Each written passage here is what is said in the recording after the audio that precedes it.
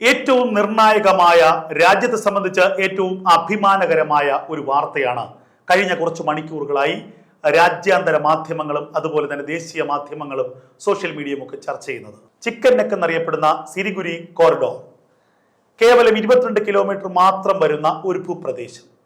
ആ ഭൂപ്രദേശത്തിൽ ഇന്ത്യ അതിശക്തമായ ഇടപെടൽ നടത്തിയിരിക്കുന്നു. അതായത് ഇന്ത്യയുടെ നോർത്ത് ഈസ്റ്റേൺ സംസ്ഥാനങ്ങളിലേക്കുള്ള ഇന്ത്യയുടെ ഏക പാത, ആ പാത 22 കിലോമീറ്റർ മാത്രമാണുള്ളത്. അതുകൊണ്ട് തന്നെയാണ് അതിനെ ചിക്കൻ നെക്ക് എന്നറിയപ്പെടുന്നത്, കോഴിക്കഴുത്ത് പോലെ വളരെ ഇടുങ്ങിയത്.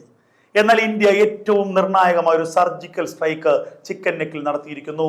ഇന്ത്യ ആ ഭൂപ്രദേശത്തിന്റെ വിസ്തൃതി 22 നിന്ന് 60 കിലോമീറ്ററായി വർദ്ധിപ്പിച്ചിരിക്കുന്നു.